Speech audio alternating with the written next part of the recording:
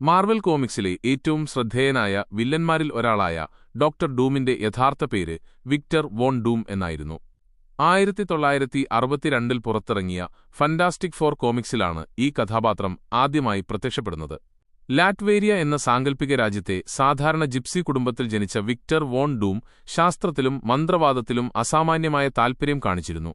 അച്ഛന്റെയും അമ്മയുടെയും ദുരന്തപൂർണമായ മരണം അയാളെ പ്രതികാര ചിന്തകളിലേക്ക് നയിച്ചു.